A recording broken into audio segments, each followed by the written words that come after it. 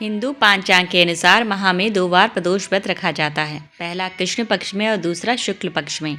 हर एक प्रदोष व्रत का अपना अपना महत्व है। ऐसे ही ज्येष्ठ मास के शुक्ल पक्ष की त्रयोदशी तिथि को प्रदोष व्रत है। गुरुवार के दिन पड़ने के कारण इसे गुरु प्रदोष व्रत कहा जाएगा। भगवान शिव को समर्पित इस व्रत में विधिवत पूजा करने तथा उपवास रखने से व्यक्ति को हर दुख दर्द से निजात मिल जाती है और सुख समृद्धि की प्राप्ति होती है। इसके साथ ही साधक की मनचाही मुराद भी पूरी हो जाती है। प्रदोष व्रत की पूजन विधि।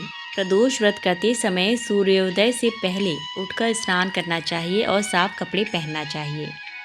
भगवान शिव की पूजा करने के लिए मंदिर में बेलपत्र, अक्षत, दीप, धूप, गंगाजल आदि से पूजन करें। पूजा के बाद व्रत करने का निर्णय लें और व्रत करने की इच्छा मन में रखें। प्रदोष व्रत करने वाले को कुछ भी नहीं खाना चाहिए। एक दिन के उपवास के बाद सूर्यास्त से पहले दोबारा स्नान करें और सफ़ेद कपड़े पहनें। मंदिर में साफ पानी या गंगा जल छिड़कें और गाय के गोबर से मंडप बनावें। इसके बाद भगवान शिव को जल चढ़ाएं और भगवान शिव के मंत्रों का जाप अवश्य करें। प्रदोष व्रत का महत्व क्या है? प्रदोष व्रत करने से व्यक्ति को 2 गाय दान करने के समान ही सकारात्मक फल प्राप्त होता है। जहाँ तक प्रदोष व्रत की बात है तो यह पौराणिक तथ्य सामने आता है कि एक दिन जब सर्वत्र अन्याय की स्थिति उत्पन्न हो जाएगी, अन्याय और अधर्म का एकाधिकार स्थापित हो जाएगा और लोगों में स्वार्थ की भावना अधिक हो जाएगी। व्यक्ति अच्छे कर्म करने की बजाय और भी घृणित कार्य करेगा। इस दौरान जो कोई भी त्रयोदशी के दिन व्रत और शिव पूजा करेगा, उस पर शिव की विशेष कृपा होगी। इस व्रत को करने वाला व्यक्ति जन्म जन्मांतर के चक्र से बाहर निकलकर मोक्ष के मार्ग पर आगे बढ़ते हैं। हिंदू धर्म के अनुसार माह की त्रयोदशी तिथि में सायकाल को प्रदोष काल कहा जाता है। इस प्रदोष व्रत को मंगलकारी एवं शिव की कृपा दिलाने वाला माना गया है। त्रयोदशी व्रत करने वाले को 100 गायों का दान करने का फल प्राप्त होता है तथा यह सही प्रकार के कष्ट और पापों को नष्ट करता है। इतना ही नहीं, गुरु प्रदोष व्रत शत्रुओं का विनाश करने वाला भी माना गया है। श्री सूत जी के अनुसार शत्रु विनाशक भक्ति प्रिय व्रत है। यह अति श्रेष्ठ 12 मास तिथि सर्व से व्रत है। यह अति श्रेष्ठ है।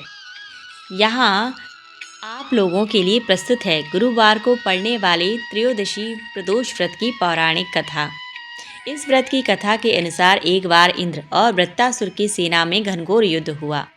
देवताओं ने दैत्य सेना को पराजित कर नष्ट भ्रष्ट कर डाला। यह देख वृत्तासुर अत्यंत क्रोधित हो स्वयं युद्ध को उद्यत हुआ।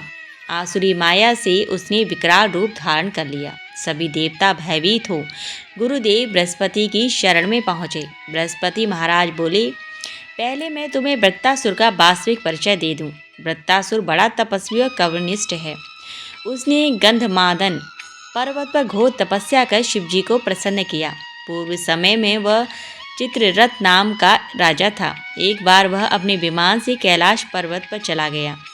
वहाँ शिवजी के वाम अंग में माता पार्वती को विराजमान देख वह उपहास पूर्वक बोला, हे प्रभु, मोह माया में फंसे होने के कारण हम स्त्रियों के वशीभूत रहते हैं, किंतु देवलोक में ऐसा दृष्टिगोचर नहीं हुआ कि स्त्री आलिंगनबद्ध हो सभा में बैठे।